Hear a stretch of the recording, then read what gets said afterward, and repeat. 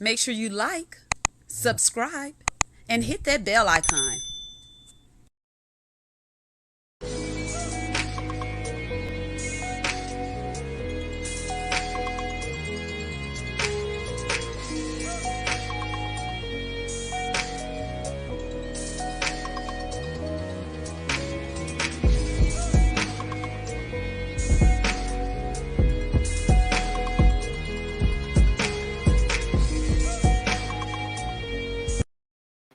Hello, and welcome to Let's Sip and Talk with Freema. I hope everyone's having a great work week. It is hump day. Yes, it's almost over. And remember what I always say, if you work on the weekends, be thankful you have that income coming in. So don't sulk. Be glad about it.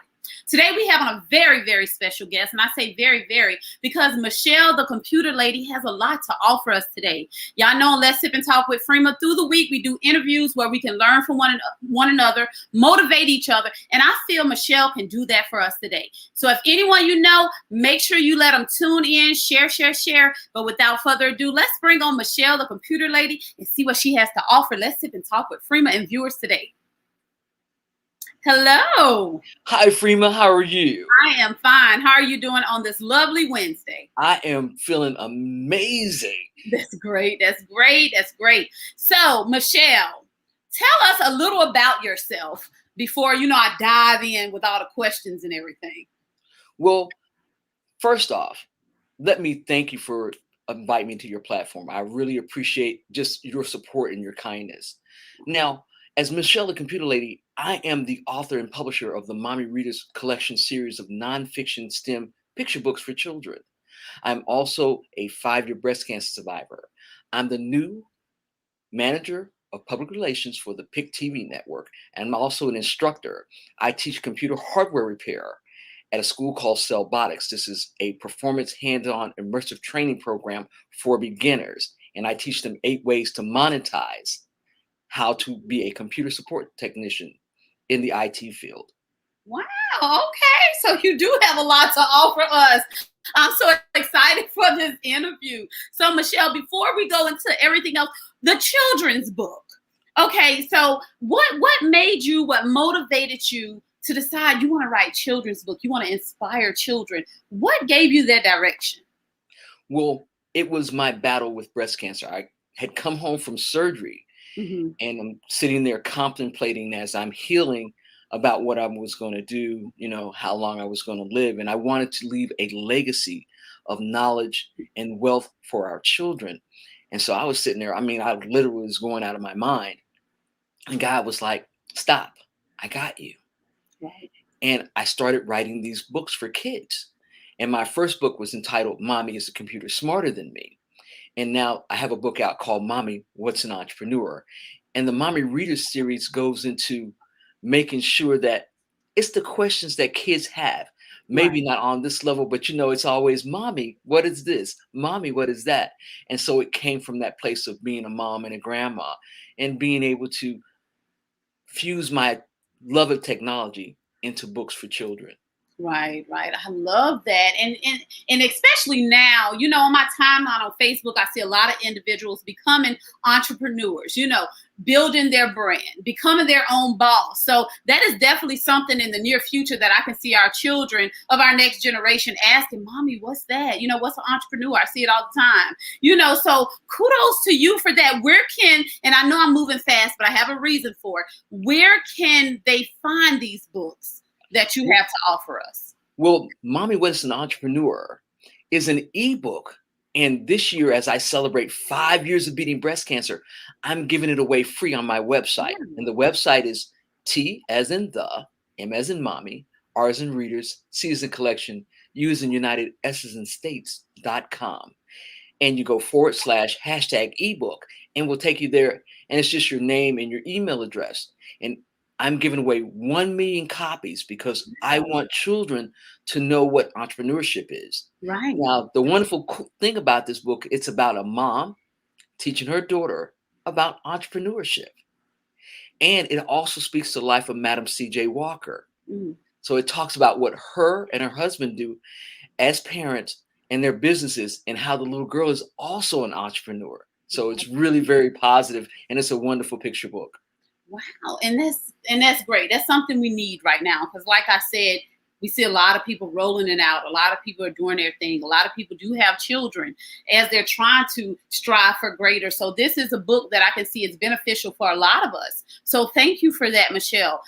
If you don't mind, I do want to, ask a little personal question. You said 5 years survivor of breast cancer. If you don't mind me asking, and feel free to say, I'd rather not answer anything. How's that journey been for you? How did it start? Like, I just want to know. Well, my mother passed away on my brother's birthday in 2013. Sorry. So 2014 was kind of uneventful, but right at the end of 2014 into 2015, I noticed a lump. But I had a lump before. I had a lump in my left breast, but it was squishy. It was like, and it ended up being a benign cyst. It was growing, but it was this when I found it. Right. And I went to my doctor, and she's like, "Oh, we're going to send you over to surgeon." Surgeon's like, "You're too young to have breast cancer. It's not that, la, la, la." And so I said, "You can never be too cautious."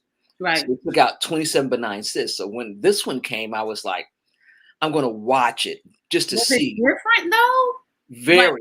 It was different because this one was underneath and this one was here on top. And I was like, that don't feel right. And so I'm like, all right, I'm going to watch it. But see, I have sarcoidosis in my lungs. And sarcoidosis creates these granulomas that can grow anywhere. I have granulomas in my lungs. So I'm like, I'm going to watch it. But this thing started growing like real fast. Rapidly. From the size of a pea to the size of an egg in about 6 to 10 weeks. And so I went to my doctor. I was like, not liking this. And so she sent me over. Now, mind you, I had just had a mammogram the year before. Wow. And so I went over to the women's pavilion, and I know the sister over there. And I was like, what do you think? She said, you girl, I call the surgeon because I can't say what it is or not. Gave you the time, but the gestures you needed. Yeah. So, we sisters, we talk to each other, how we do. And she was like, you need to go see the surgeon, girl. You need to get that checked out. So I went back to the doctor's office that same day, and I sat and waited till all the patients left. And I was like, yeah, I don't think this is going to be good. We go ahead and schedule the biopsy. And we did. And I was waiting because it took about a week or so. And I was waiting for him to call me that Tuesday because I was traveling to do a seminar, a training seminar in Charlotte. And I've been waiting, but I finally had to go because I had to pick up my colleague from the airport in Charlotte as we went and got prepared. So he called me on the way. He asked me all the HIPAA questions, and he said, I regret to inform you it's breast cancer. Girl, I was so shocked. I didn't ask him the grade, the size, anything. I just thanked him. And I was like, I thank you, and I'll see you on my follow-up appointment. I mean, my mind was just, yeah. And so that's how this all started. And so now, getting through it, it has its challenges, but I think it was God's way of waking me up Mm-hmm. because I had the sarcoidosis before. I've been battling sarcoidosis for 11 years. Still went back to work, working like a crazy person, this, that, and the other, going back and forth home, trying to see about my parents because they were older. And, I think God just needed to get my attention because I think my purpose has always been philanthropy. I'll tell you a funny story about that. When I was 8 and I went to public school, they asked me to be an ambassador for some of the new kids that came because we were in the military time. And I said, okay. And then I was like, I talked to her and I said, Mrs. Bell, I really don't want to be anything with the word ASS in it. And she says, well, what do you want to be? I said, I would like to be a philanthropist. And she said, you know what that is? I said, absolutely. I want to be rich one day and I want to help people everywhere to have a better life. And she looked at me and she was like, and I was like, yes, ma'am. And I said, I can spell it too. And she was like, okay, I got it. So, and that's always been in me. And so this was God's way of saying, you need to be doing your purpose. Right. You need to be living with intention. And I think the cancer was his way of telling me I need to wake up and pay attention. Right. I agree. Let me ask you, Michelle, with the sarcoidosis, for the individuals that may not know exactly what sarcoidosis is, like myself, I know it probably makes some difficulties with breathing and things. Maybe that's all I know. So for the ones that really don't know what sarcoidosis is, can you break it down to us? Absolutely. Sarcoidosis is an autoimmune disease. And what it does is it creates these granulomas that can attack the eyes, the lungs, the heart, even your skin and your joints. Mine is pulmonary and joint. And so what it does is it causes these scarring of the lungs. And when I first was diagnosed with it, I was having problem breathing. I had caught what I thought was the flu. Mm-hmm. And it wasn't. And so when they did the diagnostics, it came up being sarcoidosis. Now, do you remember Bernie Mack and Reggie White? I do. They died of sarcoidosis. And so Bernie Mack has the Bernie Mack Foundation for the care and the research on sarcoidosis. Now, did you know about sarcoidosis when you were first diagnosed? Like, how did that hit you? Did you feel like, what is this? What am I going through? Like, what was that experience when the doctor told you that? When my pulmonologist said that I had sarcoidosis, I was like, I'm not claiming that. I am not claiming that. It's not happening. Right. And she says, no, this is really what it is. And that there's no cure for it. And so I'm like, okay, we're going to get through it. It's no problem, but they were really conflicted because here's what went down in the office. There was Dr. Tangia, Dr. Mendorf, the nurse specialist practitioner, Downey, and another specialist. And so they were looking at the chart when I came in. They look at me, they look at the chart, they look at me, look at the chart, they look at the breathing chart, they look at the scans, and they're like, and I was like, I really wish you guys would tell me something because y'all freaking me out right now. I wish somebody's going to say something to me because a patient is in the room. And so Dr. Tangia said, how did you get here today? I said, got up, showered, drove the car, and walked in. She says, this scan right here says your lungs are amazing, that you have the breathing capacity of a 30-year-old. This scan right here says you should be dead.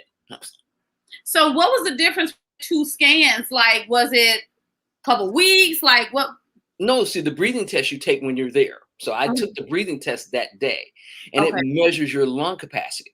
And my lung capacity is amazing because they're wondering how, with my lungs as scarred as they are, that I'm breathing so well. Okay, got you. Okay. Wow. And so she wanted to put me on prednisone, and I told her no.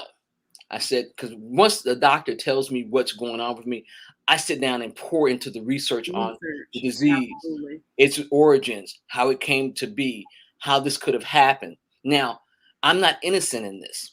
I'm a welder by trade.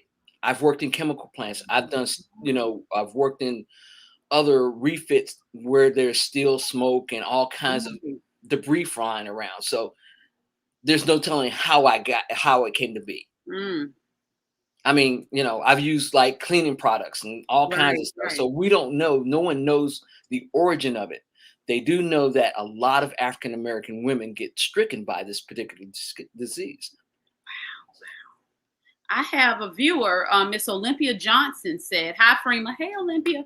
I want her to elaborate on her battle with pulmonary sarcoidosis and how she deals with it since I am battling the same disease. Do you think she would want to do that?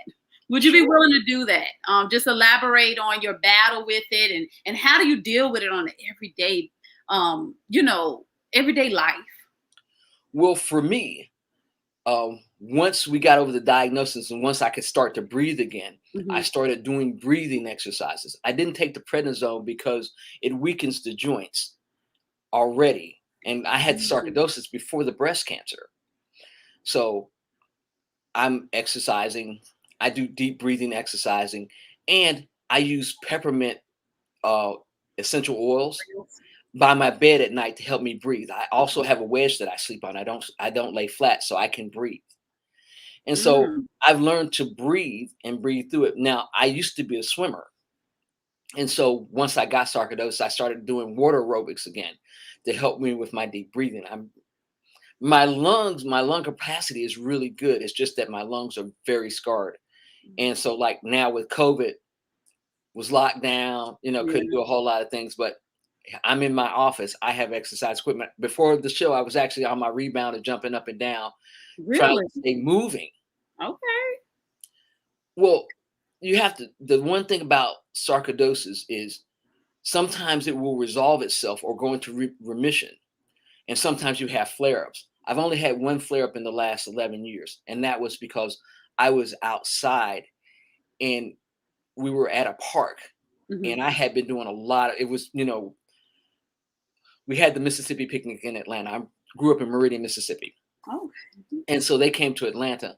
And so I was bringing stuff to the park and just doing a lot of hard work. And my lungs got dry. I hadn't hydrated enough. And so that's the biggest thing. You have to hydrate. And as you can see, I drink a lot of tea. I probably have 3 or 4 cups of hot tea and lemon and wild raw honey every day in order to make sure that my lungs are functioning. And I drink those 8 bottles of water daily. Okay. So Olympia, she does breathing exercises, to keep her going and she remains to stay hydrated. And you say you've been battling, did you say 11 or 15 years?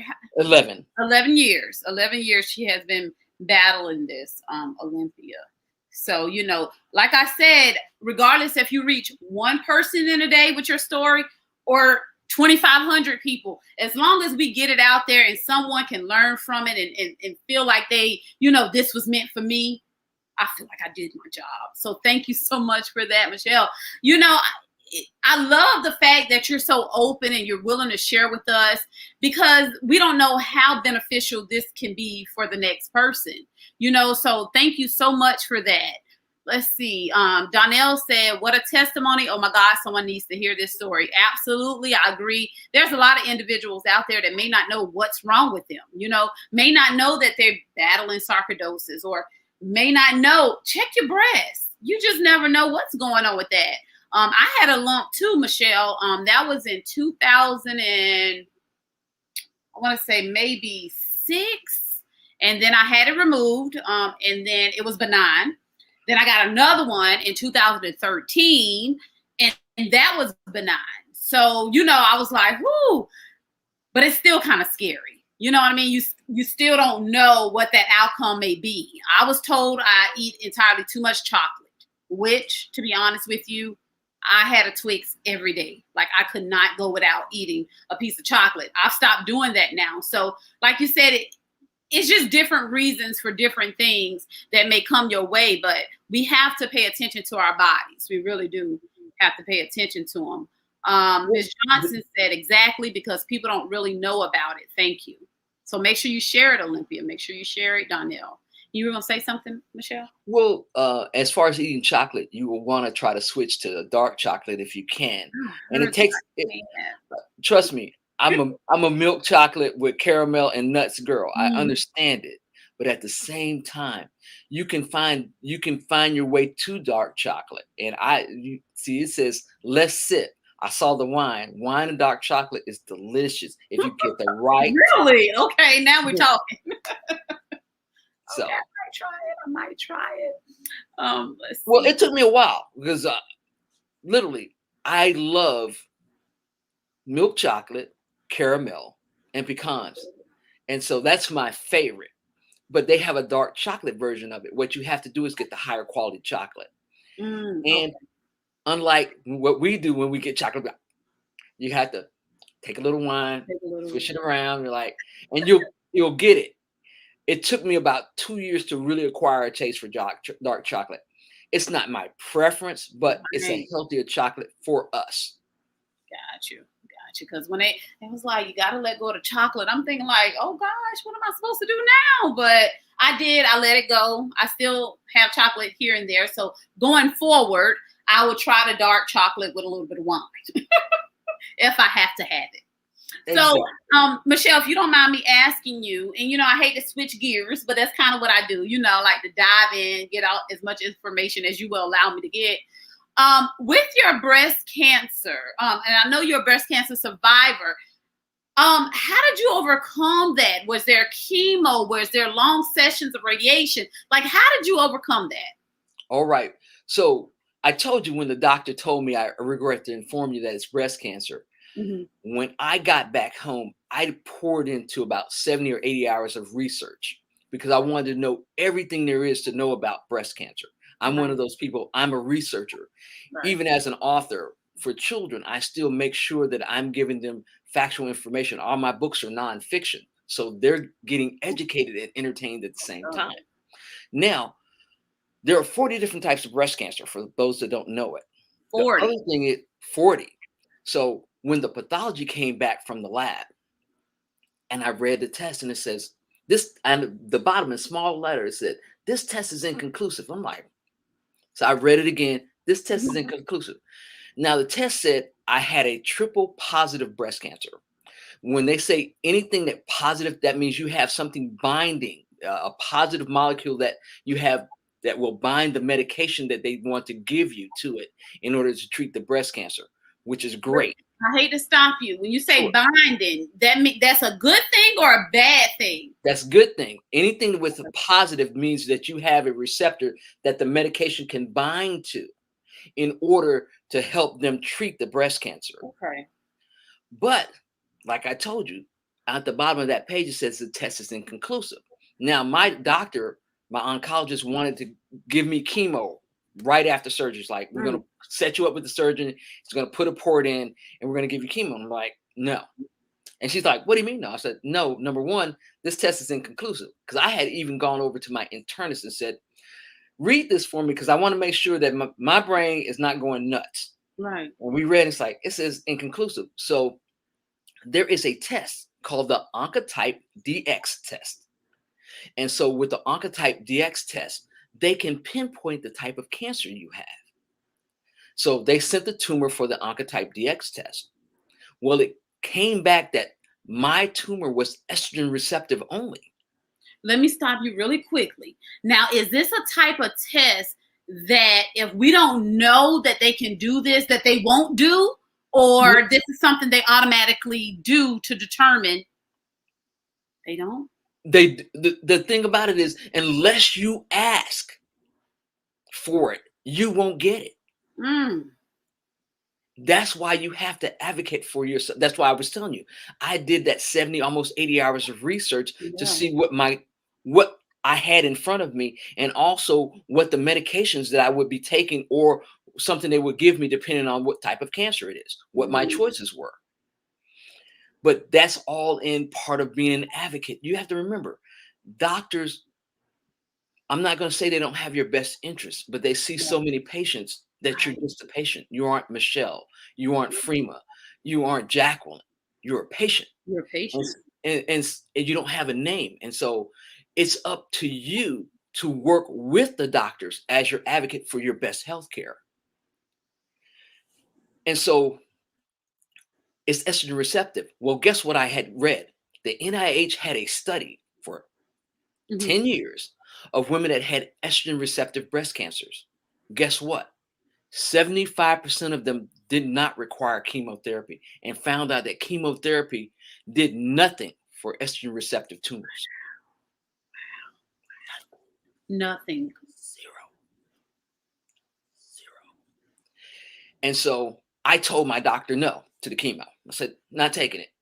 And so I showed her the study, and she's like, well, I'll give you 5 years to live. I said, well, it's whatever God gives me. Right. You can't speak on my life. You're a doctor. And I understood where she was coming from because her mother had died of breast cancer. And so it was personal. But sometimes for a doctor that's in the field and has that type of mission, sometimes they get blinded by what happened to them. They get blinded by their own trauma. Right. And so even my internist, Dr. Brown, she was pissed. She was like, you didn't take the chemo, la, la, la. I'm not taking it. And so the study came out after this. And so when I went back to the doctor's office, I used to take my little tablet with me. I was like, here's the study, da, da, da, da. And now this article is in the New York Times. This came out in the New York Times in 2016. And so not vindication more so, but knowing that I was paying attention. Right. Because I would have spent literally hundreds of thousands of dollars on chemo that would have wrecked my body and wouldn't have done anything for the estrogen receptive cancer. So Michelle, and again, remember, you don't have to answer. What now? Like, what happens now? What are you doing now? Like, as far as this breast cancer go, when you say are you survivor, is it over and done with? Like, tell me about that. Well, I took my last pill. I was on a Arimidex for 5 years. That's the maintenance medication, because what that does is it tamps down the production of estrogen in my body. When they say estrogen, I'm overproducing it, which is causing these tumors to grow. And so took Arimidex for 5 years. That was arduous because Arimidex makes it feel like somebody's beating you with a bat on all your joints. Literally, I have severe arthritis from the Arimidex, but I'm still here. I'm still standing. And that's one of the reasons I have to move and I have to make sure I'm walking. Got you. To the fact that I had a hip fracture in 2019, and not a little hip fracture. I broke the acetabulum, and that is the hip socket. I broke a 40% piece out. I fell in a parking deck in Atlanta. And so those kinds of things.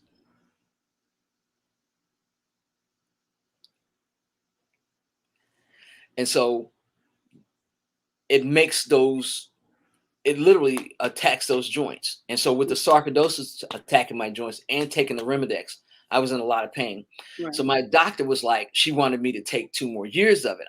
I'm like, nah, I was like, no, she wanted to take 5 more years. But again, I went back and it's like, I said, I need a break because I want them to clean up the spurs on my spine. I literally have bone spurs on my spine. I mean, you can hear it. And so I want them to clean that up before I even consider taking more medication. But I took my last pill and I have taken my last scan. I took my scans last month. I'm scheduled for telehealth at the end of the month to tell me what the scans say. Whole body scan. They put the radiation in you and they check. And they check to see if there's tumors anywhere else. Because this is one thing I want everybody to listen to, and I want you to hear it really, really clearly. Breast cancer can show up in any part of your body and not just your breast. Wow. And a lot of times women that have breast cancer, they've had what we call a reoccurrence. It has come back somewhere. It could come back in the chest wall. It could come back above your ribs. It come in your back, your arm. So there's a lot to know about breast cancer. And that's why we have to be vigilant about knowing our bodies. Right. Absolutely. Wow. So I learned a lot of things today. You know, you automatically assume you think you know it all because it's breast cancer. So you automatically assuming in your breast. I would have never thought, you know, that it could be in other areas of your body, you know, and also some men may not know, and correct me if I'm wrong, Michelle, that men can get breast cancer as well. Is that right? That is correct. Everybody knows who Richard Roundtree is, right? Shaft, the original Shaft, the movies Shaft. Everybody's used to Samuel L. Jackson playing Shaft. Okay. Oh, Shaft. Okay. Right. Gotcha. The original Shaft was Richard Roundtree. and he had breast cancer. Mm. And the only thing about when men get breast cancer, there's a stigma around men and breast cancer that we need to advocate for our brothers.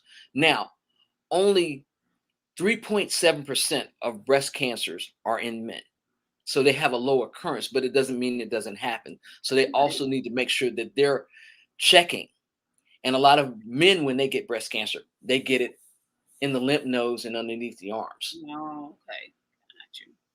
Wow. Well, that's the thing, because your breast is from here all the way under, and it extends into your lymph nodes. And that's why you have to check in your arms. You have to check under. Right. And you know that thing where, because when you gain a little weight, you got side boobs. Well, you got to check in side boobs, girl. You got to check in your side boobs. That's all I'm saying. Absolutely. So guys, not just the women need to check. Like they say, when you're in the shower, just kind of feel around. Y'all check yourselves too, No one knows you're doing it. You're not filling yourself up, but you need to know this stuff like this is very, very important. And again, just to repeat myself, if you know someone that may be going through anything that Michelle and I spoke about today, make sure you share the video. Someone needs to hear this. Someone needs to feel that, okay, I'm not in this alone. I can do this, Do your research. Do your research by all means. Olympia Johnson said, wow, such a good information. And it definitely is. We needed to hear this. I didn't expect to hear all this, to be honest with you, but I'm so glad that you're an open book and that you're willing to share that with us and the viewers. I appreciate you so much, Michelle. You just don't know. So once again, before we conclude, because I don't want to keep you too long, I know you're a very busy woman. Where can they find the books that you have published for our children? My books are on my website, and my website is the Mommy Readers Collection. It's T as in the, M as in mommy, R as in readers, C as in collections, U as in united, S as in states.com. And you go to ebook. And when you go to ebook, you put your name and your email address in there. And I'm giving away 1 million copies of my new book called Mommy, What is an Entrepreneur? Wow. Wow. That's amazing. That is amazing. Michelle, is there anything else that you would like to just put out there? Anything in general, anything that comes to your heart that you want to share with us today? I do. Now, just let's go back to the breast cancer for 1 second. Yeah, sure. If you notice dimpling or discharge in your breast, immediately go get that checked out, because that can be an early warning sign of breast cancer. And when we say dimpling, like the nipple will invert, or you'll have dimpling in the skin, unusual, or you might have a discharge. Now, when you say dimpling, not just where the nipples are at, but anywhere on the breast, you mean? Correct. Yes. Okay. Wow. Because that usually means that the breast tissue is under some type of attack. The other thing to think of too is some women that have breast cancer, it's because either they didn't have children, or they might have had they had a miscarriage or an abortion, and they might have what they call a buildup of lactate in the breast that was never released, like you would when you do breastfeeding. Right. So that's some of the things that you have to be careful of. Wow. See? You see what I mean? Like, this is something that I would have never thought of in a million years. This is stuff that people just don't talk about, all the time. You don't run across an individual that, okay, on today's show, we're going to talk about, and it just comes out. Michelle, thank you. Wow. I never knew that. Well, can you imagine how other people didn't know this stuff? Well, part of being a philanthropist is making sure not only am I spending my time and I'm doing service work, but I'm also saving lives. And if this can save somebody's life, if it gets them to thinking about, yes, I need to make sure that I check my breast every month. Yes, I need my man to check, under his arms and make sure he's okay. This uplifts our communities. It saves life, and it's still a part of giving and a part of sharing. I love it. Yes, you're so right. You're so right. So true. And that's what I'm all about, giving. I can't give financially, but I can give knowledge through other people. And I thank you so much for allowing me that opportunity to have you on the show to share your journey, your story that I know have helped someone today. I know that for a fact, and that's amazing. Michelle, let me ask you, and this is something I ask most of the individuals that come on and share their path with us. If there were the little Michelles out there, the ones that maybe want to write the children's book, or the ones that maybe not feeling too well today, I don't know, but what would you tell a little Michelle? What type of motivation would you give them to give them that oomph they need to either go to the doctor, get it checked out, or either write that children's book, or write that book that you've been wanting to write for ages now? What type of motivation would you give that individual? Well, first things first, and I also help people write because I'm a publisher. I publish my own books. Wow. Yeah, see this? They understand what we have on the show today. Yes. Well, first things first, writing isn't like they teach us in school. We don't write in a linear fashion. It's not once upon a time in the land of, that's not how you write. Sometimes there's one word that will spark something in you and your story is built around it. Sometimes you write the end. Sometimes you write the middle before you write the beginning. Sometimes a title comes in your head. Pay attention to what God gives you, because remember, all these things come from God. All these ideas that you get, God puts them out there. And if your brain is grabbing them, God's giving them to you, and act on it. Don't wait. The richest place in the world, and this is not my saying, but a saying, the richest place in the world is a cemetery, because so many dreams, so many books, so many stories, so many ideas die when people die. Mm. And so this is the time, if you got a book in you, write it. And don't worry about how it sounds or how it looks. Just start writing. Write it on the paper. Use your phone. These phones are amazing. You can use the talk to text feature. You can use OneNote. These are things that you can do. Or you can talk to text in your phone and start to get these ideas out. Journaling.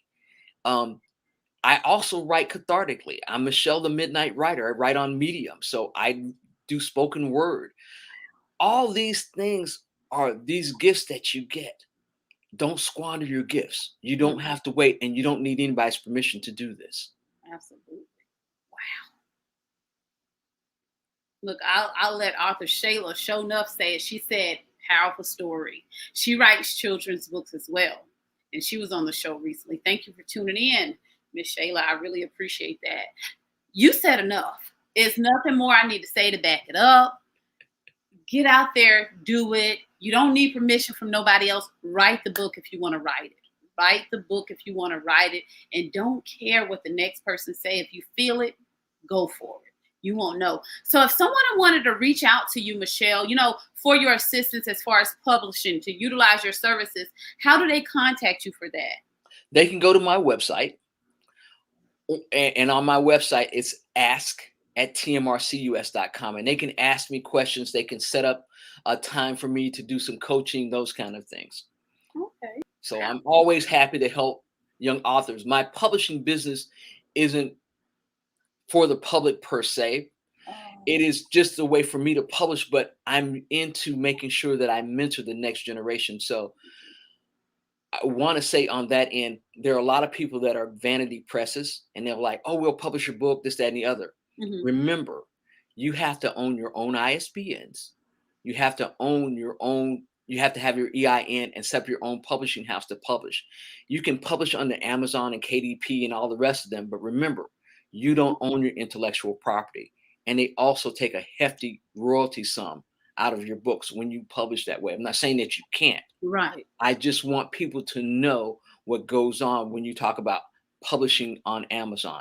So if you're going to share your book on Amazon, make sure you own your intellectual properties and you own your ISBN to your books. Wow. Thank you. Thank you. You've given us a lot of knowledge, Michelle, and I thank you so much for that. You just don't understand. I appreciate it. I appreciate you taking the time out of your day to come on and talk with us, to give us the knowledge that we need, feed our souls. And that's exactly what you did this evening. And I appreciate you beyond means. You just don't understand. Is there anything you'd like to put out there before we end the segment? And I do want to ask you to stay on once we end the live, if you don't mind. I don't mind. I do have a couple of things to put on. Sure. I've written 6 more books. Oh, wow. I've got a fundraiser that I'm doing this coming year for our public hospital here in Atlanta. Anybody know about the public hospital? And they can look up the public hospital. I won't say the name, but they're building a new wing and they need $90 million. And I plan to help them raise that in my philanthropic efforts. And I wrote a new book for that. So look for that really, really soon, because this hospital serves the underserved. Right. Poor people. I get it. Right. I get it. I work I work in a clinic, a doctor's office where the underprivileged are able to come and get service and get it. So I understand. I'm willing to share.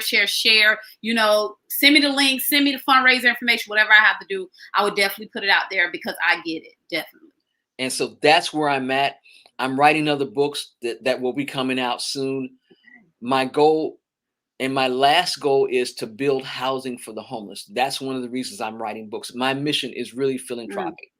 I want to start acquiring land and building homes, and not only just building homes, but I'm looking to build a process called CCPHD, and that's the Coalition to Combat Homelessness, Poverty, and Disease in our communities. Right. And through this is going to be a three-year program for people that come in, and they'll be able to get assessed for mental health, sexual abuse, domestic violence, and we're going to, number one, turn their mind around. We're going to change their mindset.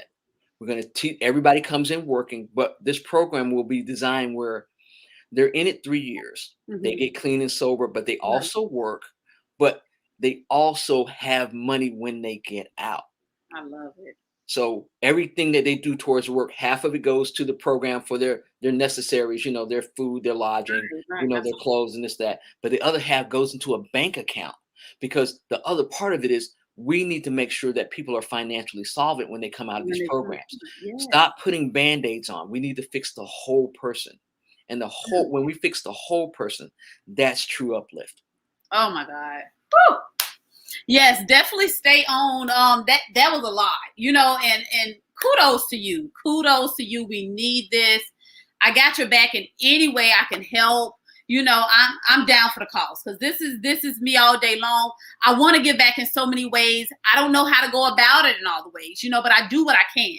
So I'm definitely someone, if I got to come pick up a paintbrush or, you know, something, I'm here. I have a team. Let's Sip and Talk with Freeman Friends, and I know they'll be down to help in whatever way we can. So again, Michelle, I'm glad we crossed paths. Thank Alan for allowing us to meet.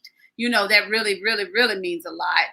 Arthur Shayla Shownuff says she's not lying about that. We're just telling folks that the other day, Amazon is seriously greedy on, where'd it went? On the royalties end.